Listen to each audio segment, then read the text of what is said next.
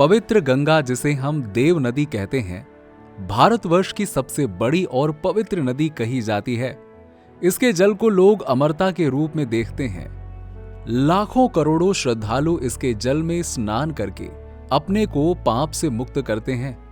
वहीं इसके जल में मृत शरीर का समाधि लेना स्वर्ग को प्राप्त करने के समान कहा जाता है। शाम हो या सुबह, गंगा के तीर पर खड़े होकर गंगा मैया की भक्त पूजा करते हैं और आरती करते हैं।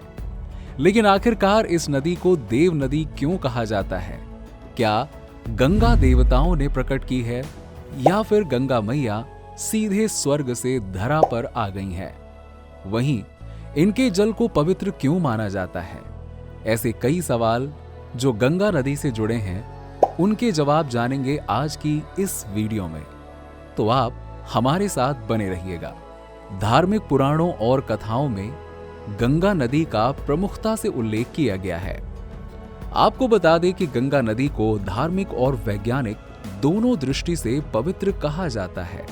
पुराणों के अनुसार गंगा नदी का जल पवित्र होता है और इसका धरती लोक पर बहुत महत्व है। इसके द्वारा मनुष्य को स्वर्ग लोक की प्राप्ति होती है।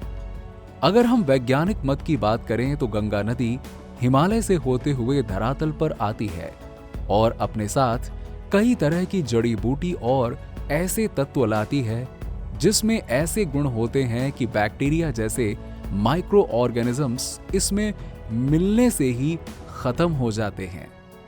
ऐसा वैज्ञानिकों की एक रिपोर्ट के अनुसार कहा जाता है। इसमें सल्फर तत्व मिला होता है जो पानी में मौजूद हैजा जैसी बीमारी फैलाने वाले जीव का अंत कर देता है।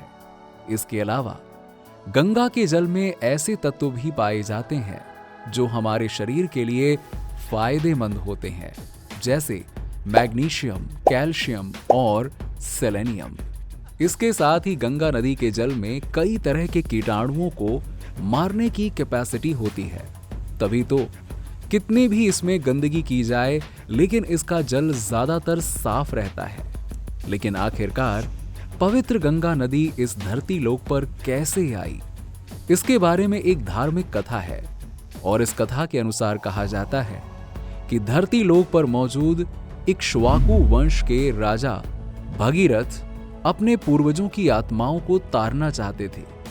इसके लिए उन्हें गंगा जल की आवश्यकता थी, जो कि धरती पर मौजूद नहीं थी। इसके लिए ये वरदान पाने के लिए भगीरथ जी ने भगवान ब्रह्मा जी की तपस्या शुरू की और कठिन तपस्या के पश्चात ब्रह्मा जी खुश होकर प्रकट हुए और भगीरथ जी को वरदान मांगने के लिए कहा। भगीरथ जी ने गंगा मैया को धरती लोक पर लाने के लिए कहा। इस पर ब्रह्मा जी ने हां कर दिया, लेकिन एक समस्या थी कि गंगा माता का वेग इतना तेज होगा कि धरती का बैलेंस बिगड़ जाएगा। इसके लिए इस धरा का वेग रोकेगा कौन? इसके बाद ब्रह्मा जी वापस चले गए।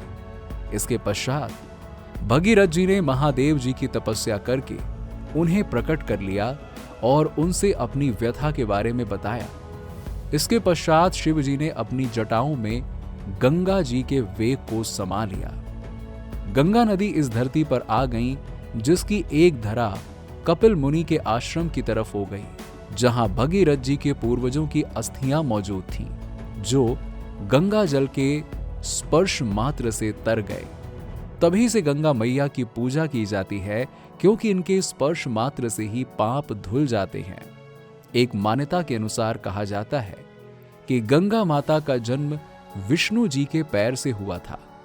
एक कथा के अनुसार यह भी कहा जाता है कि एक बार धरती लोक पर बलि नाम का राजा था।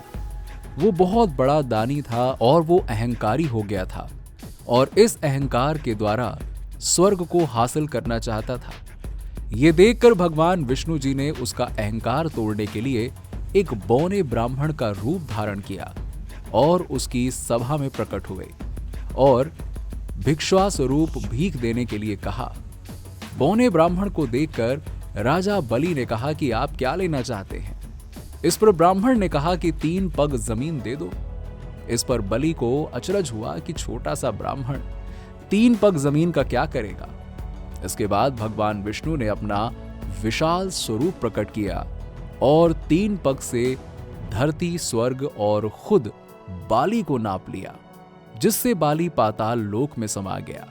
इसके बाद ऐसा कहा जाता है कि ब्रह्मा जी ने जिस जल से प्रभु विष्णु के चरण धोए थे, उसी से गंगा जी का जन्म हुआ। ऐसी भी मान्यता है कि दुर्वासा ऋषि के श्राप के कारण गंगा माता का जन्म इस धरती लोक पर हुआ था। इस श्राप का कारण था कि एक बार ऋषि दुर्वासा के तेज हवा के कारण वस्त्र उड़ गए, जिससे वो अर्धनग्न हो गए। इस पर गंगा माता हंस पड़ी, जिससे क्रोधित होकर ऋषि ने उन्हें श्राप दे दिया। तो दोस्तों, क्या आप गंगा माता के पवित्र जल का इस्तेमाल करते हैं या फिर नहीं? कमेंट सेक्शन में कमेंट करके जरूर बताइए।